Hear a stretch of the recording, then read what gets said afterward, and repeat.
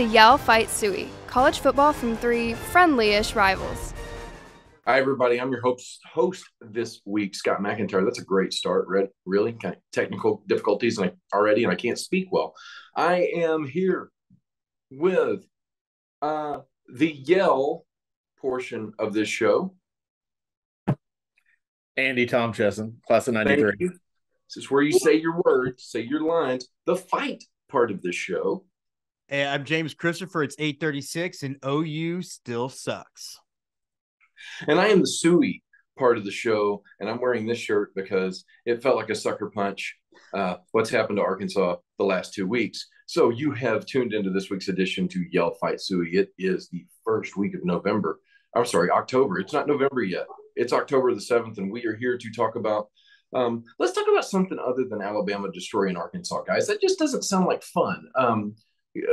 Let's first. What about last week? What do you guys think about last week, Jim? Let's start on a good note. Let's start on your note. Honestly, I thought I felt it was maybe the win I feel the best about this season, because I think there was a lot of people who thought West Virginia was going to come in and beat Texas again, particularly after the hangover after Texas Tech. Instead, Texas dominated the game from beginning to end. They did exactly what they wanted to do, both on offense and on defense, and really shut down a pretty good West Virginia offense that I think was like top 10 in just about every single statistical category. And I think that's the thing that has me the most excited about the season so far, is that Texas is going to score points. Everybody scores points. They have held their opponents to under 20 points in 4 of the 5 games this year, and they've won 3 of them. The outlier being Alabama. If they continue to play this level of defense, or even close to this level of defense, I think they actually have the real opportunity to end the season on a high note and make it really feel like there's progress being made in the program.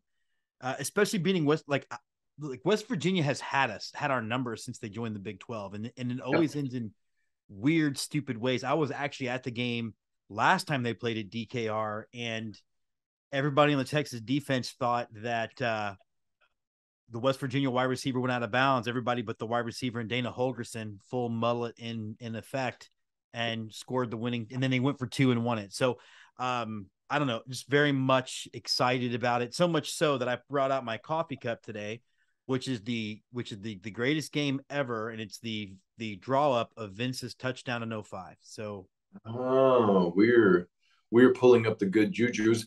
Was there one thing so anybody that was watching that game, what was the final? 38-20, I think, but West Virginia's 20 came late. It really wasn't as close as the score. What was different for Texas this week that you saw as a fan that really made that happen? First drive coming out of the third quarter, out of the half, they absolutely went for the kill shot and made it. I think they scored in 3 plays. And one of the things that has been kind of the albatross around Sark's neck has been taking the pedal off the gas in the second half. And they didn't do that. They punched him in the gut. And I remember I was hosting the award ceremony for half of the St. Angelo Revolution for going into the second half of the game. Mm-hmm. And Scott, a guy you and I know well, David Reyes, who is also a Longhorn graduate, and he's older than all of us on the show, so he goes even farther back. And he was just talking about how he didn't really have any confidence in the season. So periodically throughout the award ceremony, I would do a score shout out. And then when it came up to win his award for Filmmaker of the Year and put these up, I said, I don't know that you can do that this week. You might need to put those away. But no, I think it was the second half, the way it began, really, for me. That's awesome. And that's a happy Longhorns fan. However, down in a different part of Texas, not so many smiles. Andy, I hate to even bring it up, but what's your thoughts on what happened with A&M last week? What you're seeing is, we were talking about film festivals a little bit before we got on camera. What you're seeing is Jimbo Fisher screening his remake of How to Lose a Guy in 10 Days, but it's going to be called How to Lose a Fan Base in 7. That might be the best joke you've made on any of the shows over the last 4 years. That's epic. That's epic. That was frighteningly solid. I got to give it to you. That was really good. So here's my take on the game. And I think all of our fan bases and all of us as fans have seen what happened Saturday happen to their teams. Everything that could possibly have gone wrong went wrong. And that game snowballed out of control probably right at the beginning of the third quarter. We had a chance to be up 7-0 if we had made it, if we had not fumbled inside the 5 with a running back who does not fumble the ball. We had a chance to be up another 7-0 if the 5-star freshman wide receiver doesn't drop the ball that hits him in the shoulder pads. And I don't mean the top of the shoulder pads or the back of the shoulder pads. I mean like right here. It was right here.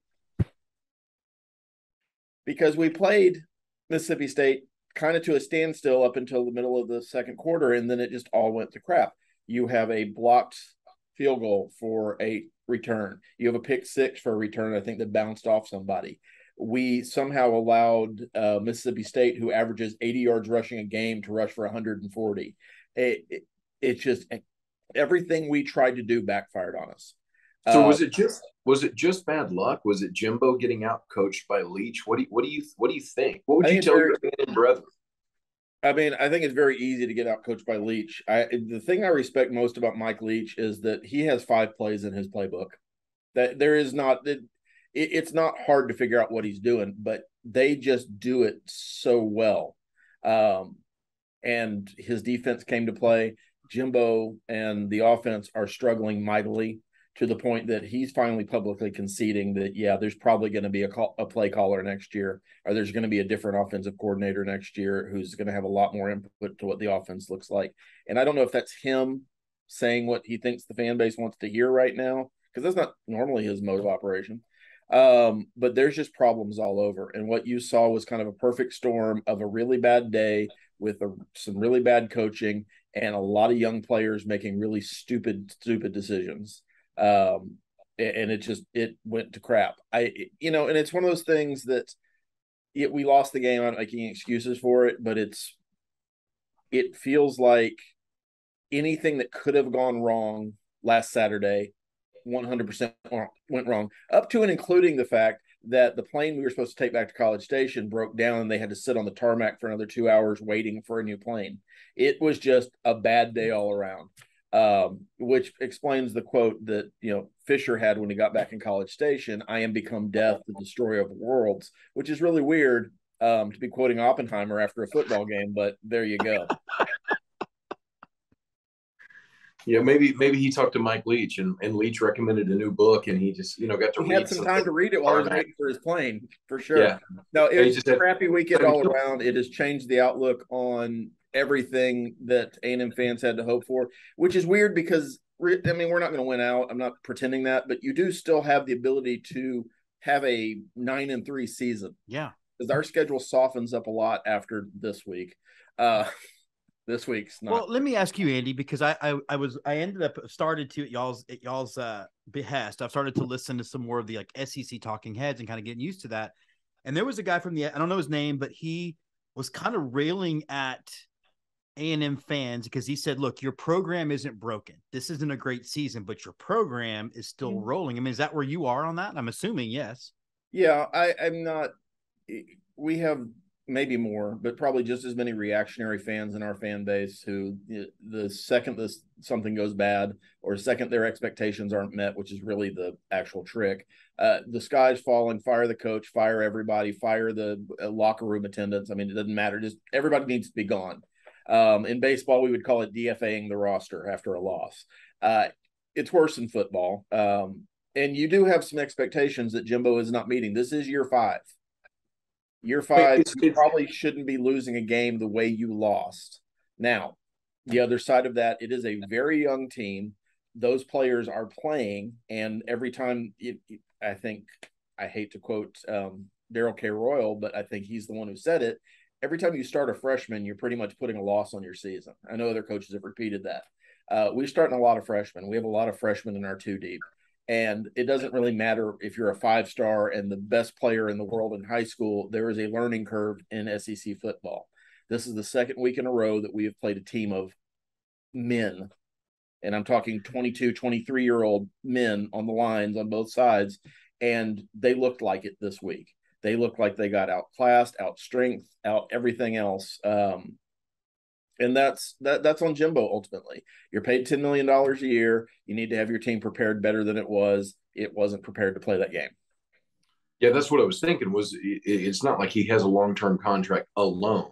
There's a huge number that goes along with Jimbo Fisher's contract. Fisher's not going anywhere, and anybody No. who's telling you that he is or wishing for it is just tilting at windmills at this point, because he's got at least if we win 5 games this year, he's got another 2 years to get back.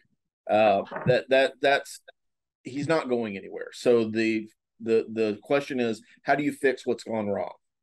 And realistically, how you fix what's gone wrong is you win as many games as you can this year and have something to show recruits coming in next year, and try to hold on to the players that you want to keep, because this has got to be a building year. This has got to be a year where every week you have to get better. And it's horrible to have to say that, knowing that we're in Tuscaloosa this morning. Yeah. Your task at hand does not get any easier. But I do think it's interesting to contrast and compare that A&M was ranked before the season. Texas was highly thought of by some, but others were skeptical. Texas kind of found their foot against Bama, even though it was a loss, had a little bit of a hiccup, and now they look like they're trending in the right way. But A&M and Arkansas as well truly look like they're going the wrong way in their seasons. Even though, as you pointed out, Andy, it's been a tough schedule for you guys so far with Miami, App State, Arkansas. Now you got Bama, you have Mississippi State in there. There's a lot going on. Well, I think the schedule is a big part. I don't mean to cut you off. The schedule is a big part of it. If you don't lose to App State this last Saturday, is not as big a deal. It doesn't look as good. It doesn't look good if it happened the same way. But the fact this is lost 2, and one of those losses was to App State, which, regardless of who they are, aren't perceived to be a team that should be beating A&M in College Station. Yeah. They did. This is loss number 2. We are staring down the barrel of loss number 3 in Tuscaloosa with a very motivated Nick Saban. This isn't a I don't care about this game Nick Saban, or this is every other opponent Nick Saban. This is a team that we beat last year in College Station, and we out-recruited Nick Saban this past year, and everybody knows the words that Jimbo and Nick had over the summer. So there's a lot of extracurriculars that are going into this game Saturday. There's a lot there, and I do want to get into that. But I also wanted to kick it back over to Jim. And Jim, from a Texas standpoint, you also have a big game coming up this week. But before we get to that, what's on your mind right now as a Longhorn fan? As a Longhorn fan, if you're talking to your fan base, what are they going to tell you? What are you going to tell them? Is there this great positive feeling? I mean, the record could be better, but it's looking pretty good compared to last year. Well, first of all, I'm a much more, I think, reasonable, level-headed Longhorn fan, because, we also have those reactionary minute-by-minute fans. We also have we have the same problems every fan base does. I am feeling cautiously optimistic because, again, I think we saw improvement from the Tech game. Like, Tech came out and had the perfect game plan to beat Texas, to be slow, to be methodical, keep that defense on the field. And then we saw what happened at the end of the game. To see the improvement from that to West Virginia, but also see that, just like I would say the same thing to Longhorn fans that I would say to Aggie fans. You had a great recruiting class. You're going to have a great recruiting class next year, but recruiting classes aren't just add water and they improve your program. So to see things starting to get better, see freshmen starting to play a little bit better, has me hopeful that when we finally get into that cycle of having good class on top of good class, where there isn't a fallout, I don't know. I mean, I'm feeling good about it. I've been a believer in Sark since the beginning, and I do think that we're heading in the right direction in most of the ways, including, like I said earlier, that improvement on defense. Yeah. I have to say, I was one that I really thought West Virginia was going to ring their bell last week, and the outcome of that game shocked me. I'd watched West Virginia play 2 or 3 games before. Texas dominated what had been a really good football team. So, kudos to you guys. But let's pull out of the SEC and the Texas State Fair right now, and let's. Why aren't we talking Arkansas, Bama? Well, we don't. We don't have to. It's okay. No, it was really tough. Look, I will say this, I though. had to share where Mike Leach touched me this past weekend. Yeah. Look. Here's what I don't think the game looked as bad as the score was. I think this is a different level of Alabama team. We've been talking about it all year. I don't think you have anything to hang your head about. Yeah, I kind of feel like I'm laying in a hospital bed and I'm not in a full body cast, and you're like, oh, look, it could have been worse. No, for Arkansas, I think the outcome was not unexpected, right? When you've lost to a team 15 years in a row, yeah, you do think, wow, this could be our 15, year. It's 15 in a row? No, now it's 16. Oh my God. Yeah, now it's 16. That's why Nick Saban has absolutely owned the state of Arkansas. We've had some really close games against Bama, and we've had some really not so close games. Thanks a lot, Chad Morris. But the biggest part, Alabama dominated the first half. Arkansas looked like they were running in mud. Strong halftime speech with some from our head coach to the players questioning some of their testosterone levels, shall we say. And in the third quarter, Arkansas came back just to, pull it within one score, and then Bama does what Bama does. You'll see, Andy. You'll see what I'm talking about. I've seen it. Yeah, it was an embarrassing loss for Arkansas. It caused more injuries in the secondary. It also sent our quarterback out of the game. We sent Bryce Young out of the game. But at the end of the day, I'm not sure if Arkansas will have KJ Jefferson when they face Mississippi State coming this week, and that could be the biggest loss. Also, behind the scenes, and this is one of those little nuggets, if you're not an Arkansas fan, you didn't realize it, but when our starting quarterback KJ Jefferson went out, the backup that was expected was extreme dual threat, wickedly fast Malik Hornsby to come in. That wasn't it. Transfer from South Florida, Cole Fortin. That's how much I know him. He came in instead. Hornsby pulled all of his Arkansas stuff off of Twitter, but then came back and said, no, guys, I'm not transferring. That was just a thing. It's all cool. It's all good. But Arkansas fans are like, even we are smart enough to realize this might be a problem. So we'll see how that plays out. That could. Those Is that the guy who was the wrecker on Dukes of Hazzard? Is that who you were doing? No. Cooter's a damn genius compared to this guy. Cooter is fantastic. I like to have my eyes crossed. Then I can see when things are coming at me from the side. I just want to know, do I get some kind of trophy if it ends up being the Longhorn was the closest team to almost beating Alabama? Is there some No, Mr. No Moral Victories, you do not. We get you a big chain that says moral victory, and you have to wear it around your neck. I love it. But listen, guys, there's a lot going on elsewhere in college football. Is there anything that's really for me, I'll tell you, West Virginia coming into that game, I didn't think they'd be that good early on. West Virginia had looked really good. There's some teams that have looked really bad. Andy, let me start with you this time. What's your good and bad surprises so far with college football? We're almost midway through the season. Yeah, I don't know if it's good or bad, but I've been surprised with how much the perceived powers, and I'm talking about Alabama, Georgia, Clemson, a couple of others, have not looked consistently great week to week. And I know I am just buying my fate right now because that would be Alabama looking great 3 weeks in a row. But you're just hoping Nick doesn't watch the show, huh? But Alabama struggled with Texas. And ostensibly, whatever you think of that game, before walking into the stadium, everybody thought Alabama was going to win that game walking away. Georgia struggled last week. Clemson struggled with Wake Forest last week.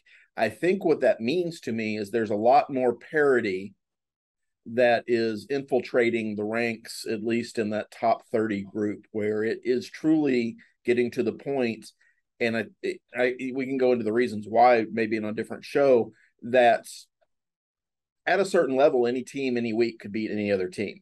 And that's always been true to an extent, but I think you're seeing it more, which I think is good for the sport, because I think that it gets boring, unless you're a fan of Alabama, to watch Alabama win 5 of 7 national championships. It gets boring to watch Clemson destroy the entire ACC for years and years and years and years. You need a Wake Forest to be a good team. You need FSU to come back in the ACC.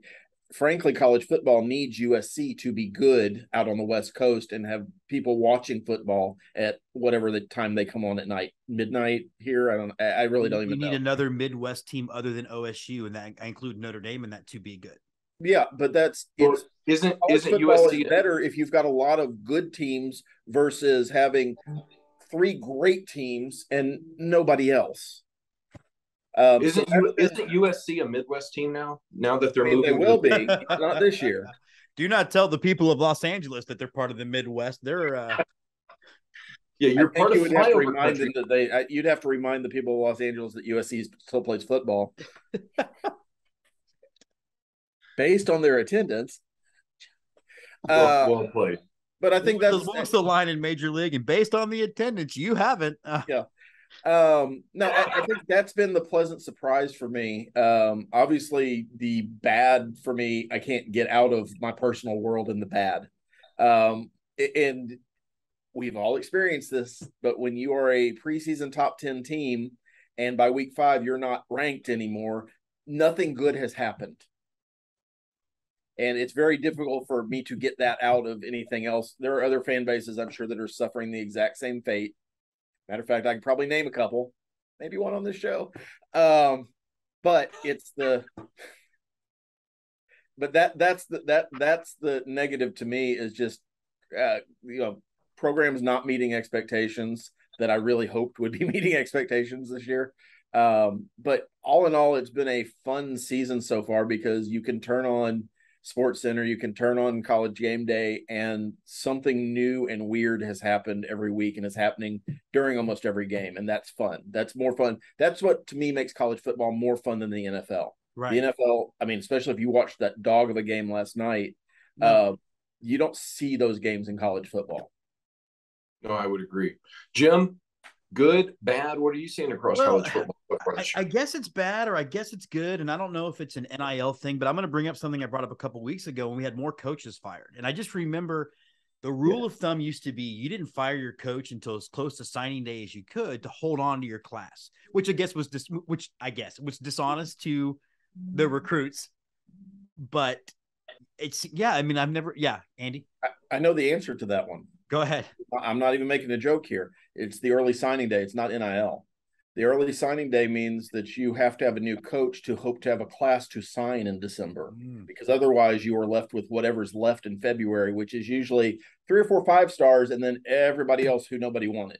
Well, although we did get Colt McCoy that way when Ryan Perrilloux bailed. Sure, but that's the exception. That's the reason you're seeing coaches dumped earlier, I think, because you've got to have a new plan. You've got to be able to go out to recruits, basically, because Jimbo Fisher faced the same thing when we got rid of Kevin Sumlin. He came in the last week of November and did a great job by February getting a class that was in the 30s up to number 17. But there was no way you were going to do anything for that December signing day, and big programs can't afford that. You can't afford to have a year where you're just not getting any kids. I think the transfer portal fixes that now, but I think that's still the mentality of why a coach is getting dumped earlier and earlier.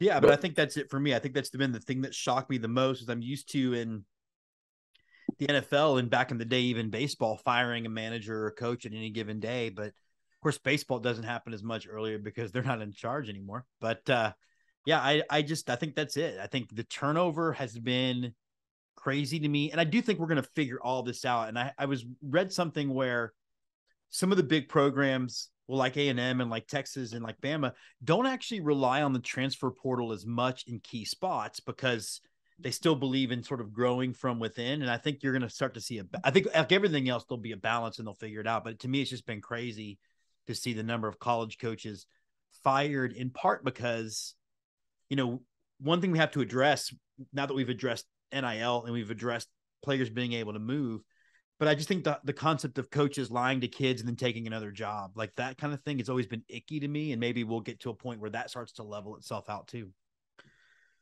Yeah, it's a tough spot for a coach, right? When a coach is in November trying to hold on to that recruit, he's 3-6 with not some good bad teams or some tough games on the horizon, and he's got to try to sell those kids that no, I'm still going to be here. I'm with you.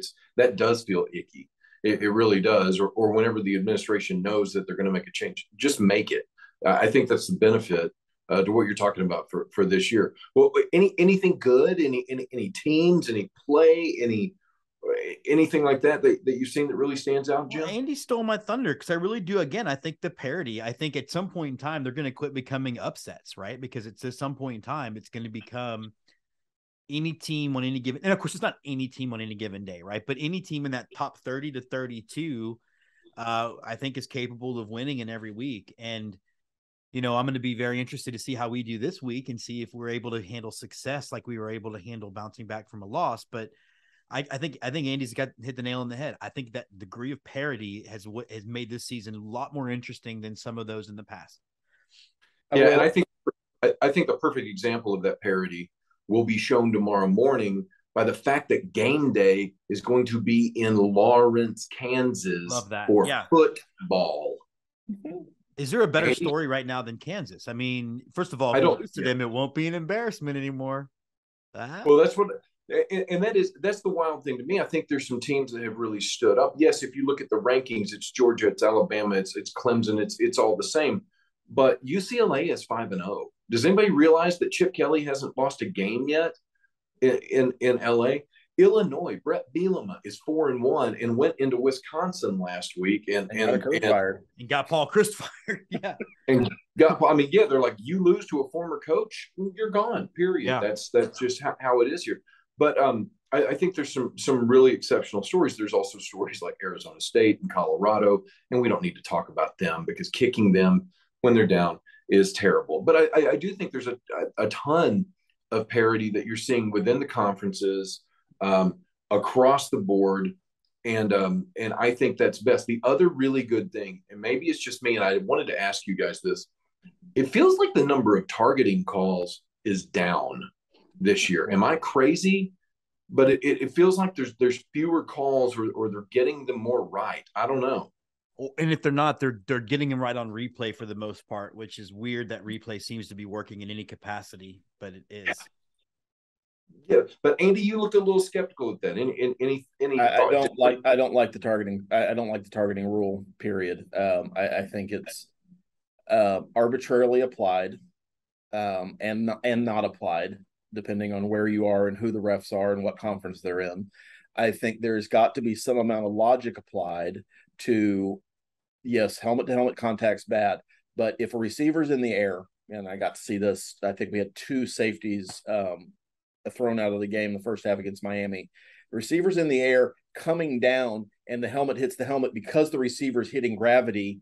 There's no way for the defender to avoid that. Not leading with the crown, but helmet to helmet, got thrown out on replay, wasn't even called on the field. That to me is capricious. And you can tell, because you've always been able to tell when a helmet to helmet hit or a defensive player hit is malicious and if it's just incidental. And there should be some level of rule of if it's incidental, then it's a 15-yard penalty. And if they do it twice in a game, they're out of the game. It's the same way the NBA judges flagrant 1, flagrant 2. One thing's a technical 1, you're out of the game and maybe suspended for a couple of games. That I would be fine with. But this one size fits all for what a game that has so much kinetic motion going on at the same time and so many moving parts makes no sense to me. So maybe it's down, but I've seen too many of them called against my team and too many of them called, honestly, in games that I've watched that just seem really questionable and unavoidable. And if it's unavoidable, there's got to be some common sense applied to it. I'm not a fan of the rule. There's got to be a different way to do it. But maybe you're right that it's been less, but I personally have seen too many of them. So that's probably coloring my view a lot. Yeah, I do think the punishment is really harsh. NFL's a 15-yard penalty. I also, for the life of me, I don't understand why it's okay for a 240-pound running back to lower his head into people. Apparently, that doesn't impact his neck like it does a defender. I don't. When's the last time you saw an offensive face mask called? But I see running backs pulling down defensive backs with. Oh my gosh! All the time. Yeah. Yeah, that's driven me crazy. Like you said, Andy, like somebody ducks if you duck into a targeting call, It's not a targeting. I mean, Yeah. Yeah. Sometimes you're trying to predict where a guy's head's going to be 2 seconds from now. And that's tough when everybody's moving at 20, 30 miles per hour, jumping around out there. Anyway, that was just, I do think, I hate to bring that segment down a little bit because I do think there's so many good stories. Like we're talking about the Kansas is like, I know you have them on your horizon, Jim, and who would have thought that Kansas would have turned it around so quickly? I think they are the greatest story. That game is now a win-win, baby. It's a no-lose situation. Well, let's talk about another win-lose, though. You've got, and it ties into that game. Here's my segue. Watch this, kids. If you're watching at home, this is how you do a segue. So we're talking about, Kansas, and they're hosting TCU. Well, last week, TCU blew the doors off of the guys that you face this week. You're coming off a big win with West Virginia. Oklahoma is coming off a horrible loss to TCU, and now you meet up at State Fair time. So it's, corny dogs all on those me. corn dogs and fried Twinkies and OU Texas football. What are you thinking about in this game? Andy, when you were a student, did you ever go to that game when you were there? Have you been to that? Okay. I've been not as a student. Okay, that game is an unreal environment. And so I almost feel like what happened before and happened afterward doesn't necessarily impact that game. What will be interesting will be, now I'm going to make a dig. Oklahoma is an economically depressed state, so I don't know if inflation is going to let them get down to the old State Fair and do their bit. No, I don't know. I mean, look, obviously I'm confident Texas is, I think, a 9-point favorite right now. But I'm not overly confident because, again, I've seen really great Oklahoma teams go into that game and lose. I've seen more really great Texas teams go into that game and lose. The interesting thing about it for me is this is the first time maybe in my recent memory that both teams have been unranked. And so I don't know if that's going to affect anything. I don't know if like you said, maybe Texas comes in hot and OU's kind of over it. I know they've turned on Brent Venables really, really quickly up there. So I don't know. I mean, I'm as confident as anybody can be about this particular game because I've seen them.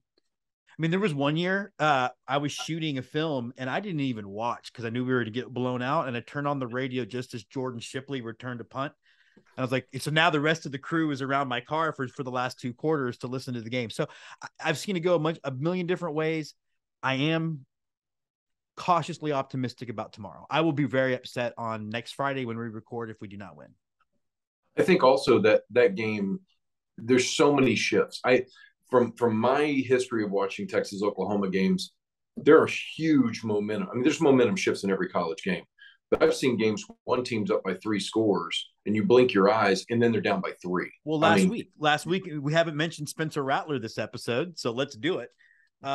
If Texas does not knock Spencer Rattler, I guess as we've learned, if Spencer Rattler doesn't knock Spencer Rattler out of that game. Does Spencer Rattler have an NIL deal with this show? I don't know about. Maybe he does. I don't know. The Spencer Rattler man. But no, I mean, Texas is are they at 3 or 4 scores at the half that time? Like that was maybe the most embarrassed I've ever been as a Longhorn fan. Now, I wasn't a student or an alum during Route 66 when UCLA just destroyed them. I think Jessica was. And that was the beginning of the Sark myth of you cannot, if you don't, you take your foot off the gas in the second half, you can't see. I mean, all they needed was a stop, like just one. So that's why I don't take it for granted. But yeah, you're right. The game is unlike anything that I've seen. I've been in person about 4 or 5 times. But the weird thing is too, you walk onto the State Fair and it's obviously everybody's yelling at each other. I yell things like, no matter what happens, I get to go back to Austin. You have to go to Oklahoma. But the weird thing is at least in my experience.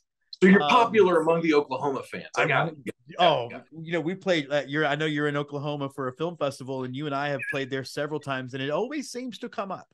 Sometimes by me, sometimes by them. But I think it's just. But the weird thing is after the game, though, the tension almost immediately dies down, and there's this weird kind of, I wouldn't say camaraderie, but I don't know. It's just very odd to me. But yeah, you're right. At any given moment, that game can change.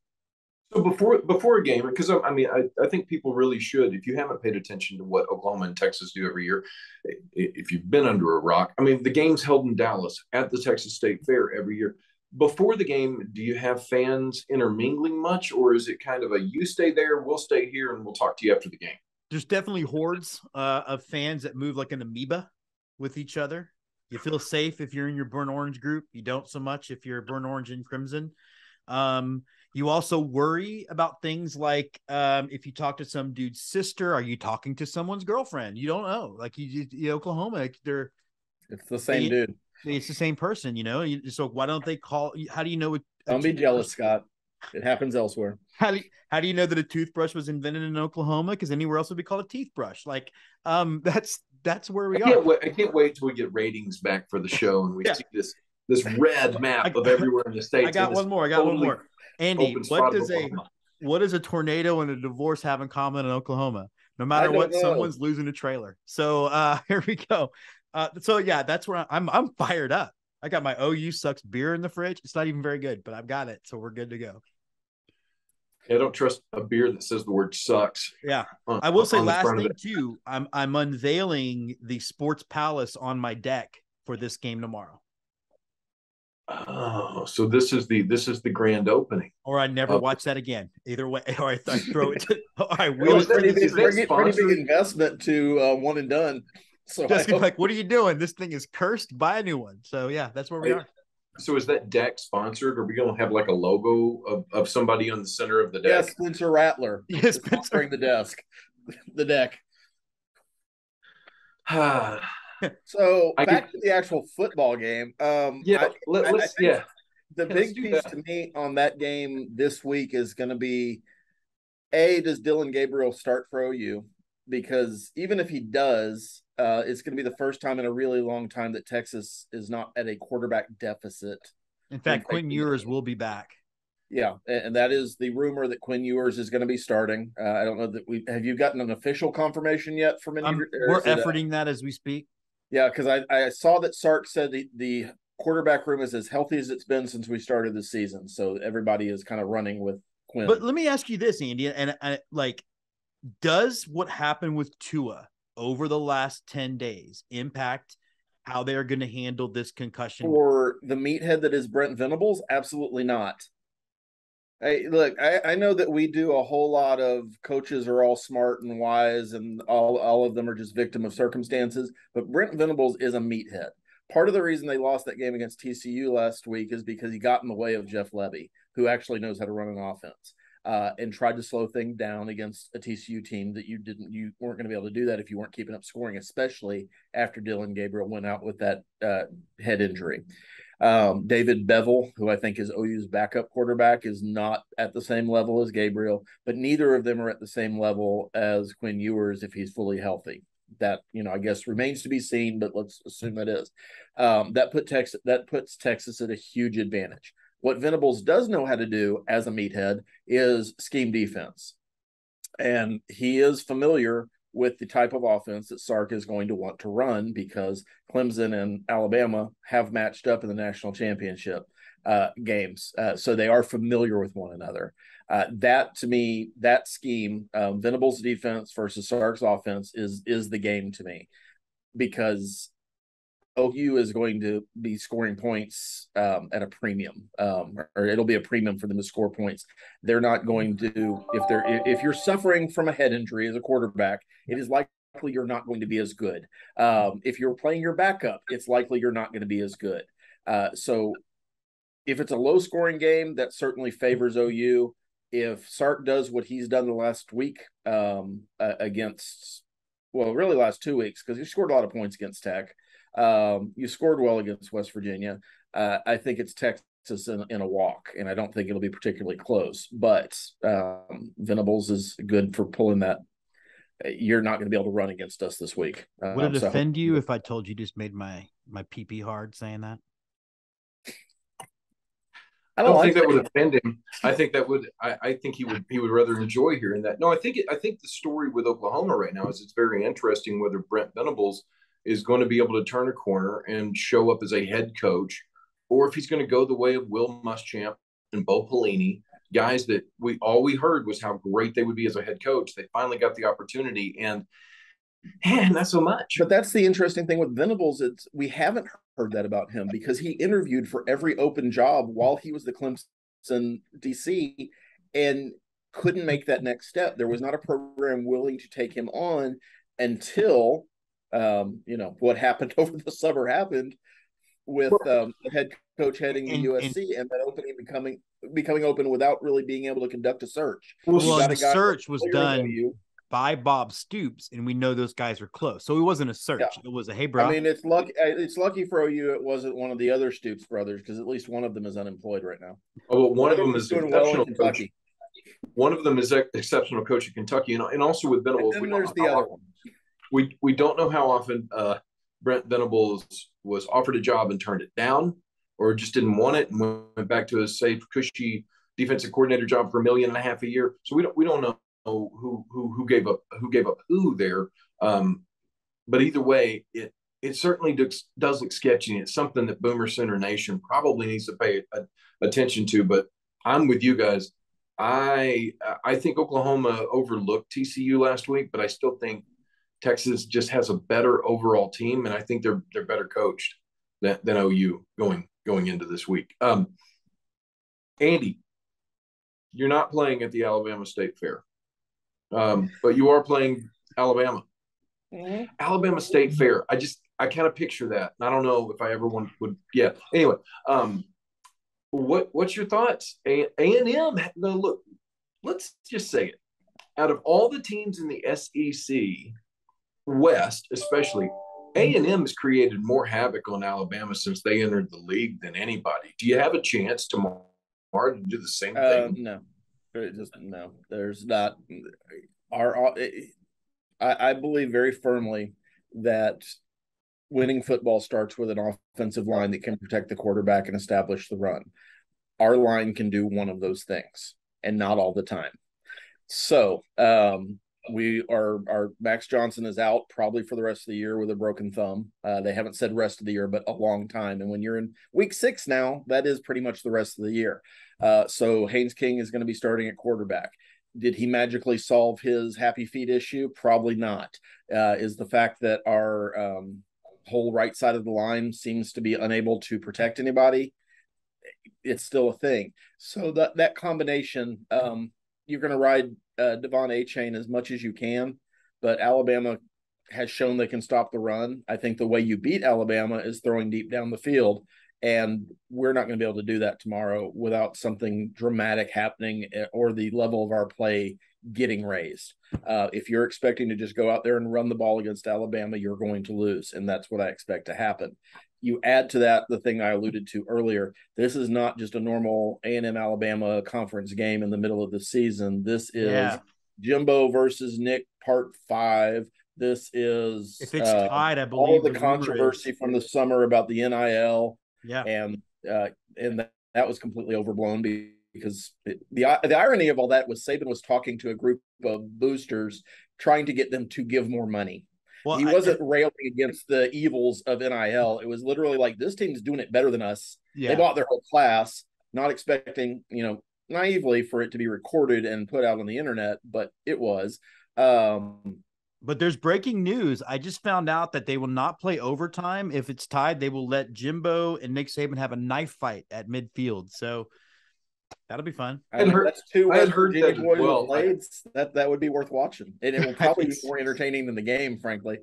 I'm glad to see that they worked out how long the blades could be, because I knew that's what was holding it up. So for Jim, I appreciate you breaking that news, because I knew that's what we do. They were negotiating that. I'll tell you how bad it got for the SEC front office to actually admonish both coaches instead of just whoever was bothering Nick Saban.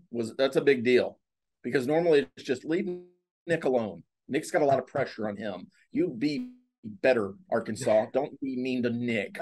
No, they actually said, Nick, you've got to cut the shit out too, because we don't want to be opening your books because there's a lot going on, which I guess Jimbo alluded to. But the game is, we beat them last year. They were already up for a revenge game. It's in Tuscaloosa, which is an impossible place to play. Nick is especially motivated with all the stuff that went. It doesn't matter what they said has gone under the bridge. He is especially motivated to show up his former offensive coordinator at LSU. So everything is against A&M this weekend. Have they given a status on Bryce Young for your game? I have not followed that. No, and Nick is playing the we'll see at game time decision kind of thing, but I don't know. It's difficult to figure out which 5-star you're going to start. Well, I don't know what's better is facing a quarterback who has a hurt shoulder but wins Heisman's, or a 5-star that's been sitting on the bench that wanted to come to your school and you recruited somebody else over him, and all he does is run the ball really, really, really, really, really, really well. He does that, especially when the Alabama line holds. Now, it's strategically, and that backup quarterback's name has just lost my mind, but if he's the guy, you do get to key defensively on the run. That would be one thing that would be in A&M's favor, because he's not known as a real passing quarterback.